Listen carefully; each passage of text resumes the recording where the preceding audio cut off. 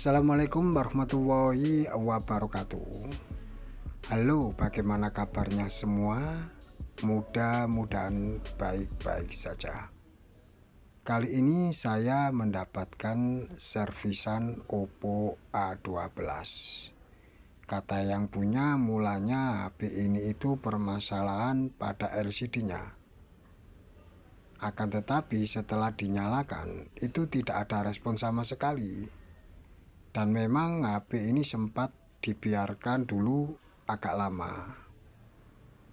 Setelah itu ini dibawa ke tempat saya untuk dilakukan pergantian LCD. Akan tetapi sebelum dilakukan pergantian LCD, beliau meminta tolong untuk dilihat dulu atau dicekkan dulu apa saja ini yang rusak dan berapa biaya yang dikeluarkan, karena beliau tahu kalau ini dinyalakan itu tidak bisa.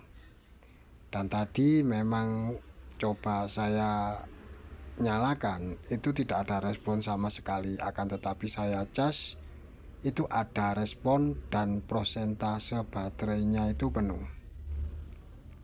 Setelah saya nyalakan tidak bisa, langsung saja ini saya buka tutup belakangnya atau tutup backdoornya dan coba saya nyalakan dari dalam. Akan tetapi hasilnya itu masih sama, yaitu masih tidak bisa menyala.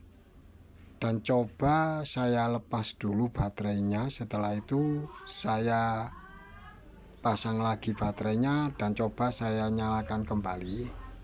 Akan tetapi hasilnya masih sama, yaitu masih tidak bisa menyala. Untuk langkah selanjutnya ini akan saya coba dengan cara saya nyalakan langsung di mesinnya atau dinyalakan dengan cara dikonsletkan. Bila ini menyala berarti permasalahan pada tombol power bagian dalamnya atau tombol power fleksibelnya. Sebelum saya nyalakan langsung dari mesinnya, ini harus saya lepas dulu mesinnya karena tempat jalur tombol power yang ada di mesinnya itu letaknya di bawah.